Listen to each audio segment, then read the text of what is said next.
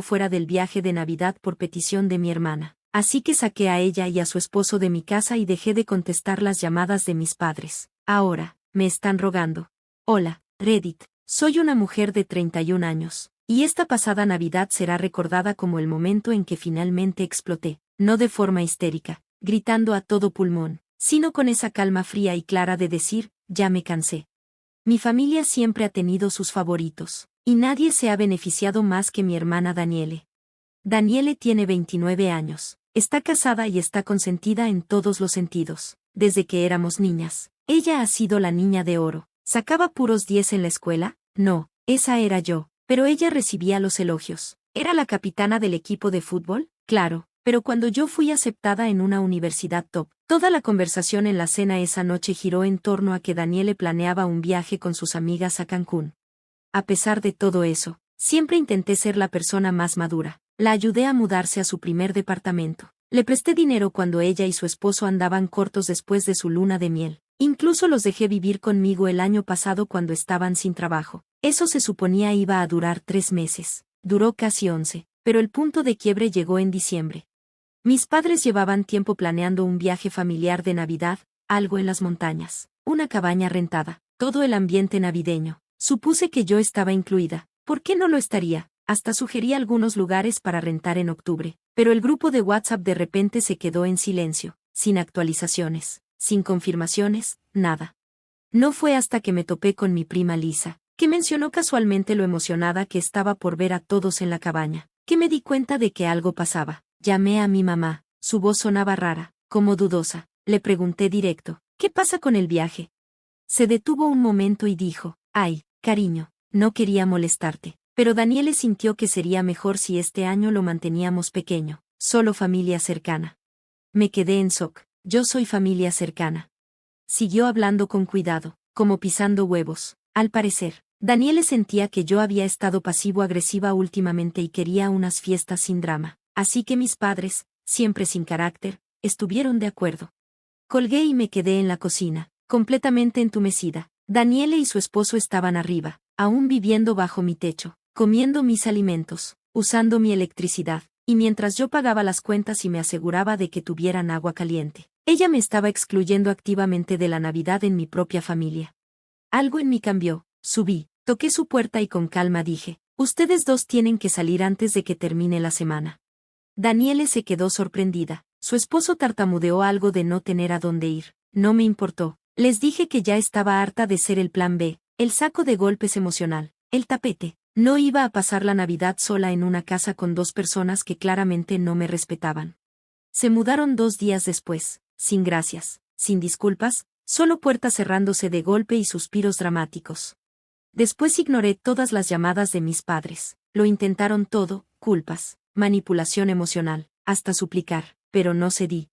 Pasé la Navidad a mi manera, en paz, preparé una buena comida, vi películas navideñas cursis y, por primera vez en años, no sentí que tenía que fingir para nadie, nada de sonrisas forzadas, ni morderme la lengua, solo tranquilidad. Pero no terminó ahí, las consecuencias llegaron en oleadas. Para Año Nuevo, mi papá dejó un mensaje diciendo que querían hablar, de verdad hablar, y que estaban arrepentidos. No regresé la llamada. Luego mi tía me mandó un mensaje diciendo que había oído sobre el viaje y que le parecía cruel lo que había pasado. Resulta que no fui la única que estaba en la oscuridad. Daniele había depurado la lista de invitados y le dijo a todos que fue decisión de mamá y papá. Clásico.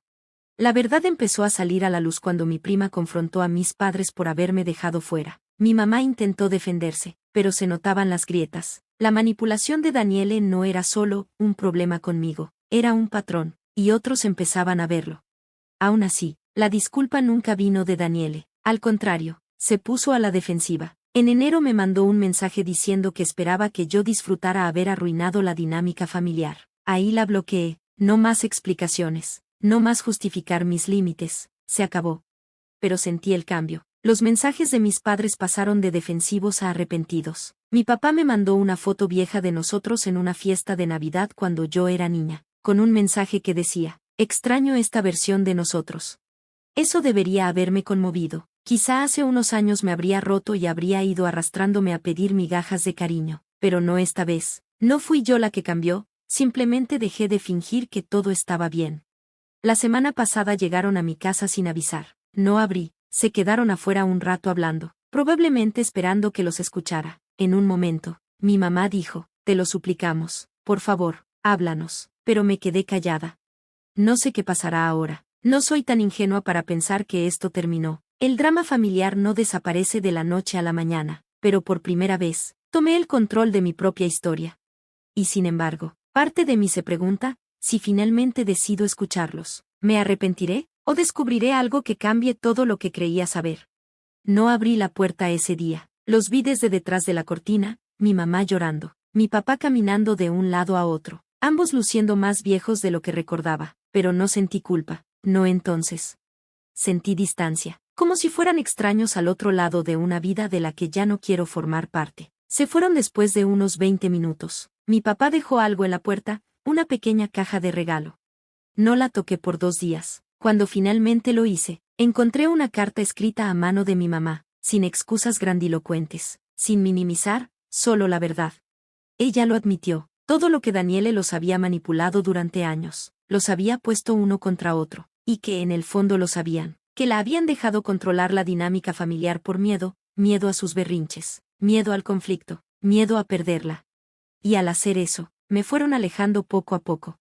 Escribió que yo siempre había sido la confiable, la constante, la fuerte, y que por eso me habían dado por sentada, que se apoyaron en mí y me dejaron en el frío cuando más los necesitaba.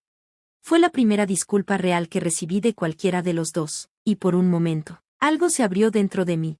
Lloré, por los años que pasé tratando de ganar amor de gente que lo guardaba como un premio, por cada Navidad que me forcé a sonreír, por cada vez que tragué mi dolor solo para mantener la paz. Pero una carta no borra décadas. La semana siguiente acepté reunirme con ellos para tomar un café, un lugar neutral. Elegí un sitio tranquilo cerca del lago. Ya estaban ahí cuando llegué y los dos se levantaron como si yo fuera una invitada de honor.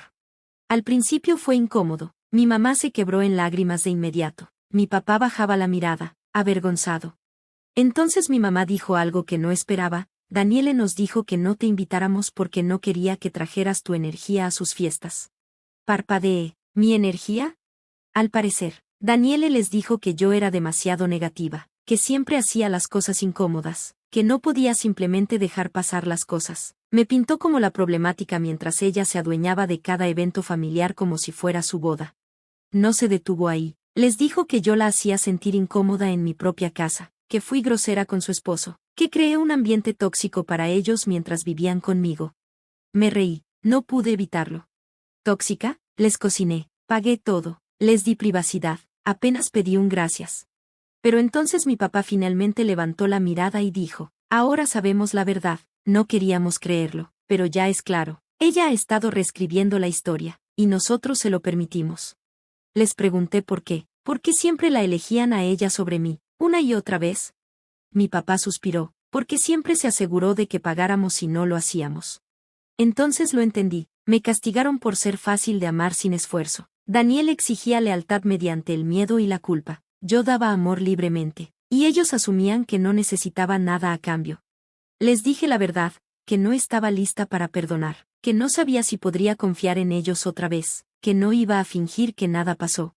Mi mamá asintió, aún no merecemos tu perdón, solo queremos la oportunidad de ganárnoslo. Así que les puse una condición, si querían tener algún tipo de relación conmigo, tendrían que dejar de consentir a Daniele. Nada de trato especial, nada de doblarse para mantenerla calmada, y nada de mentiras. Para mi sorpresa, aceptaron, no solo en palabras, sino en hechos. 2 semanas después, me llamó mi tía. Al parecer, Daniele intentó organizar un brunch para limar asperezas, y esperaba que todos se unieran contra mí por no haber estado en el viaje de Navidad. Pero mis padres la enfrentaron públicamente. Le dijeron a todos la verdad, que ella los había manipulado, mentido y me había excluido a propósito. Daniele, como era de esperarse, explotó, los acusó de traición y se fue furiosa. Desde entonces no les habla. No voy a mentir, una parte de mí quería sentirme vindicada, como si hubiera ganado, pero todo lo que sentí fue cansancio, cansancio del drama, de ser la hermana olvidada, del ciclo interminable de disculpas y parches. Fue entonces cuando decidí tomar el control de mi vida. Puse mi casa en renta. Acepté un trabajo remoto que tenía meses esperando en mi correo. Y me mudé a un pueblo costero a 2 estados de distancia, un lugar tranquilo, limpio de heridas viejas y resentimientos guardados. No se lo dije a nadie al principio, ni siquiera a mis padres. Dejé una nota en la cocina, reenvié mi correspondencia y me fui con las ventanas abajo y sin mirar atrás. Me llamaron. Esta vez sí contesté. Ahora hablamos ocasionalmente. Con cuidado, los límites están claros. No mencionan a Daniele, y yo no pregunto. Empezaron terapia. Dicen que me creen, o al menos quieren creerlo. En cuanto a Daniele, no hablo con ella desde el día que salió de mi casa. Ahora está desbloqueada, pero no se ha acercado. Tal vez nunca lo haga. Tal vez todavía se crea la víctima. O tal vez, solo tal vez, sabe que esta vez no voy a ser la actriz secundaria en su drama familiar. Ahora soy la protagonista de mi propia